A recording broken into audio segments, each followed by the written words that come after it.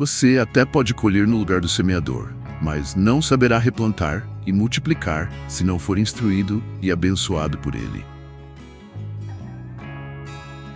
Em algum momento da caminhada, todos colhemos frutos que não plantamos. Uma palavra que nos foi ensinada, um exemplo que nos inspirou, uma mão estendida quando estávamos prestes a cair. A vida é generosa com aqueles que aprendem com os outros. Mas há um princípio que não pode ser negligenciado. Para que a colheita se transforme em multiplicação duradoura, é preciso honrar quem te ensinou. A honra não é bajulação, não é submissão cega, nem idolatria de pessoas. É reconhecimento. É gratidão que se transforma em postura. É saber de onde veio a semente que hoje floresce em nossas mãos. Quando ignoramos isso, até podemos avançar por um tempo, mas logo nos perdemos. Pois quem esquece a raiz, perde o caminho de volta ao solo fértil.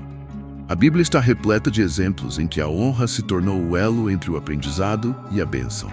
Eliseu serviu a Elias antes de receber sua unção. Josué permaneceu com Moisés antes de liderar o povo. Os discípulos caminharam com Jesus antes de serem enviados ao mundo. O ensino não era apenas teórico, era relacional, espiritual, vital. Carl Jung diria que há uma sabedoria ancestral que habita o inconsciente coletivo e que precisamos de guias, mestres e modelos para acessá-la. Sêneca, por sua vez, ensinava que a verdadeira sabedoria começa com humildade. Nenhum homem se torna sábio por si só. É preciso receber a sabedoria antes de transmiti-la. E Epicteto lembrava que é impossível ensinar algo a alguém que acredita já saber tudo. Honrar quem te ensinou é uma ponte entre o que recebemos e o que deixaremos. É como dizer, eu reconheço quem me formou e por isso sou capaz de formar outros. E nessa consciência, a bênção flui, a instrução frutifica, a herança se perpetua, porque só colhe com bênção quem aprendeu a reconhecer o semeador. A honra não é apenas uma virtude moral, é um princípio espiritual. Nas Escrituras, ela aparece como um dos fundamentos da vida abençoada e da autoridade legítima. Honrar pai e mãe, honrar os anciãos, os profetas, os mestres. Essa não é apenas uma recomendação ética, é uma chave que abre caminhos de herança, sabedoria e multiplicação. Quem deseja honrar quem te ensinou está, na verdade, ativando um princípio do reino. Quando Moisés recebeu a missão de liderar Israel, ele não começou do zero. Foi formado por Jetro, teve experiências no deserto, aprendeu a ouvir a voz de Deus e, ao final da vida, transferiu sua autoridade para Josué. Não por mérito técnico, mas por proximidade, lealdade e honra. Eliseu, ao ver Elias sendo levado, clamou, meu pai, carros e cavaleiros de Israel. E foi exatamente ali, naquele reconhecimento, que o manto profético lhe foi concedido. Sem honra, não há sucessão. Sem sucessão, o legado se perde. Jesus, o Filho de Deus, submeteu-se a João Batista antes de iniciar seu ministério público. Não precisava disso para validar quem era, mas fez para cumprir toda a justiça. E depois, em sua própria trajetória, não apenas ensinou, mas lavou os pés dos discípulos, mostrando que quem honra também serve. O apóstolo Paulo reconheceu em Gamaliel um formador e, mesmo após seu encontro com Cristo, não desprezou suas origens, apenas as colocou em perspectiva. E ao final da vida escreveu a Timóteo e Tito com o tom de quem transmite não só conhecimento, mas um legado espiritual moldado pela convivência e respeito mútuo. Honrar é reconhecer que não somos obras autônomas, somos parte de uma corrente viva. E quanto mais honramos a fonte, mais clara se torna a água que fluímos. A bênção que permanece é aquela que foi recebida com reverência. E o crescimento que frutifica é aquele que começa com gratidão. Existe uma dinâmica sagrada no aprendizado verdadeiro. Aquilo que recebemos com honra se torna fértil quando praticado e frutifica plenamente quando é transmitido adiante. Esse é o ciclo da instrução. Uma cadeia viva que transforma conhecimento em sabedoria, sabedoria em fruto e fruto em nova semente. E tudo começa com um gesto essencial: honrar quem te ensinou. Na Bíblia vemos esse ciclo operando desde o início. Moisés recebeu os mandamentos, praticou-os diante do povo e instruiu Josué para que desse continuidade. Jesus ensinou os discípulos, enviou-os a viver e anunciar o reino e os instruiu a fazer discípulos de todas as nações. Paulo aprendeu, viveu intensamente o Evangelho e formou outros mestres como Timóteo e Tito. O que é comum entre todos? honraram a instrução recebida e por isso puderam transmiti-la com autoridade. Carl Jung falava da importância dos arquétipos, padrões universais de sabedoria que se repetem na história humana. Mas alertava: só acessamos essa sabedoria quando nos reconhecemos como parte de uma tradição, de uma história, de algo maior do que nós mesmos. Quem rompe esse vínculo em nome da originalidade se afasta da fonte e seca com o tempo. Sêneca ensinava que ensinar é aprender 2 vezes. Ao retransmitir o que nos foi confiado, consolidamos a aprendizagem. Mas só conseguimos ensinar com verdade quando o que transmitimos foi antes vivido, e antes disso, humildemente recebido. Epicteto dizia que a maior liberdade é obedecer à razão e à virtude. Isso se aplica também à docilidade com que acolhemos ensinamentos. Quem escuta com espírito grato, sem arrogância, cresce rápido e cresce bem. Quando rompemos esse ciclo, quando queremos ensinar sem ter praticado, ou praticar sem ter aprendido, algo se quebra. Falta profundidade, falta raiz. Mas quando recebemos com honra, praticamos com verdade e ensinamos com humildade, o ciclo se completa. E então, multiplicamos não apenas conhecimento, mas vida. Porque o verdadeiro mestre é aquele que honra os seus. E o verdadeiro discípulo, aquele que honra suas raízes. Há um limite invisível entre confiança e arrogância. E é nesse limite que muitos tropeçam. Confiar nos dons que recebemos é saudável. Reconhecer nossas capacidades é sinal de maturidade. Mas esquecer de onde vieram esses dons, ou agir como se tudo tivesse nascido em nós, é romper com o princípio espiritual da honra. E quem deseja honrar quem te ensinou, precisa antes cultivar um coração grato e vigilante contra a vaidade. A Bíblia deixa isso claro. Deus resiste aos soberbos, mas dá graça aos humildes. A graça, essa força que capacita, sustenta e multiplica, não encontra espaço num coração cheio de si, mas transborda onde há gratidão sincera, reconhecimento e reverência àqueles que nos formaram. A arrogância é fruto de uma memória curta. É esquecer quem nos deu a mão, quem nos corrigiu, quem orou por nós quando ainda estávamos no início da caminhada. É imaginar que chegamos sozinhos onde estamos, e isso, além de mentira, é perigo. Porque quem não honra o caminho que percorreu, não está pronto para guiar ninguém. Epicteto ensinava que o começo da sabedoria está na consciência da própria ignorância. E Sêneca acrescentava: quanto mais aprendemos, mais percebemos o quanto devemos a quem nos ensinou. A gratidão nesse contexto não é apenas uma emoção, é uma atitude contínua. É a decisão de reconhecer que todo dom é um depósito, não uma propriedade. Carl Jung advertia que, quando o ego assume o centro, a alma adoece. A arrogância é um inchaço que bloqueia o fluxo do espírito. Já a gratidão é como uma abertura, ela conecta, ela flui, ela multiplica. E onde há gratidão, há espaço para mais sabedoria, mais unção, mais frutos. Quer ser usado por Deus? Comece agradecendo. Quer crescer com firmeza? Honre suas raízes.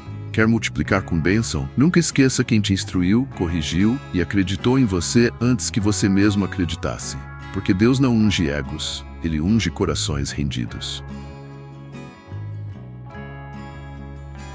É possível ter talento, ter paixão, ter iniciativa e ainda assim se perder no meio do caminho.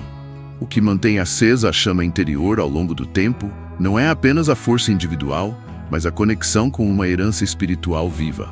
Quando perdemos essa conexão, o fogo apaga. Mas quando escolhemos honrar quem te ensinou, mantemos acesa a chama que nos foi confiada e permitimos que ela continue ardendo em outros. A Bíblia é muito clara sobre isso. Quando Moisés subiu ao monte, o povo, desconectado de sua liderança e da instrução divina, rapidamente construiu um bezerro de ouro. Sem direção, transformaram liberdade em idolatria. Já Josué, que permaneceu junto ao tabernáculo, recebeu não apenas a instrução, mas o espírito de fidelidade. A honra manteve o fogo aceso. No Novo Testamento, Paulo escreve a Timóteo: te exorto a reavivar o dom de Deus que há em ti pela imposição das minhas mãos. 2 Timóteo 1,6. A transferência de unção, autoridade e graça espiritual está diretamente ligada à relação de honra. Não se trata de hierarquia imposta, mas de reconhecimento amoroso. Quando honramos quem nos formou, nos tornamos guardiões do que recebemos. E mais do que isso, nos tornamos dignos de passá-lo adiante. Sêneca dizia: somos guardiões, não donos daquilo que herdamos dos sábios. Isso vale tanto para o conhecimento quanto para o fogo interior que nos impulsiona. O orgulho nos faz crer que o fogo é nosso.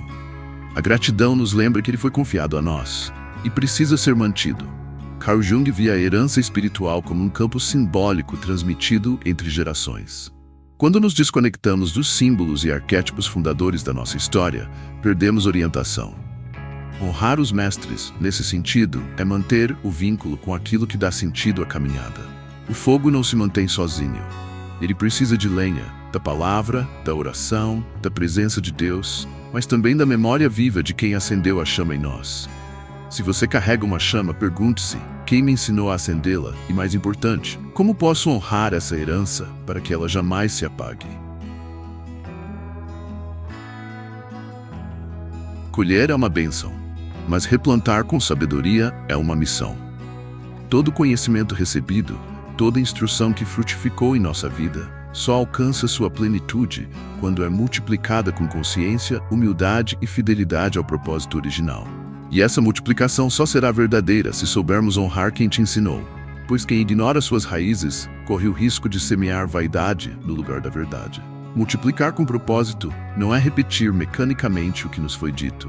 É carregar a essência, adaptar com discernimento e plantar em solo fértil com a mesma paixão que recebemos. É entender que somos parte de um ciclo sagrado. Alguém nos ensinou e agora somos chamados a ensinar. Não para nos exaltar, mas para dar continuidade à graça que um dia nos alcançou. Jesus usou a imagem do semeador para ilustrar o reino, mas também advertiu que o tipo de solo importa.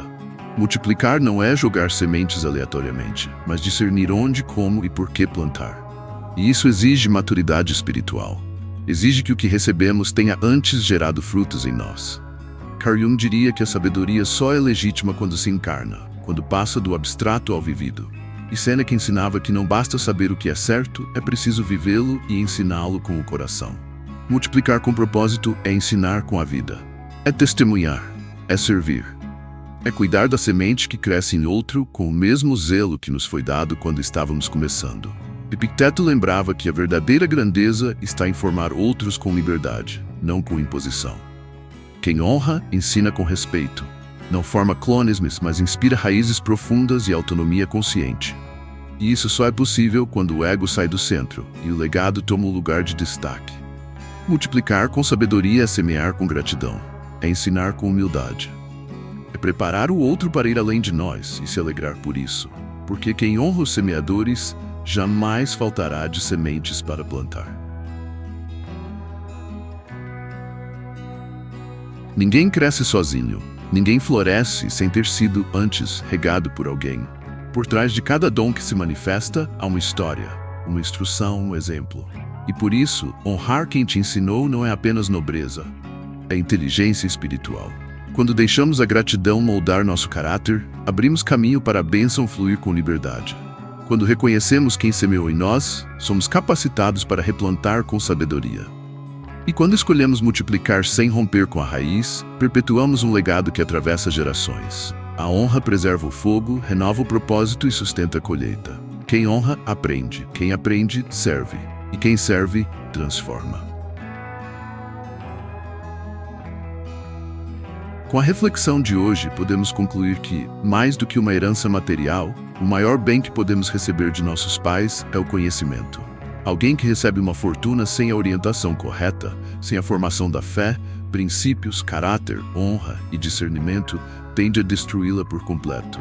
Como pais, cabe a nós transmitirmos aos nossos filhos tudo o que aprendemos com seus avós e ao longo de nossas vidas. Como filhos, nos cabe a humildade de ouvir atentamente essas instruções e nos esvaziarmos da prepotência inerente aos jovens. Uma família pautada na fé e na honra transmite um legado que vale mais do que qualquer herança material, pois vem junto com uma missão, um propósito.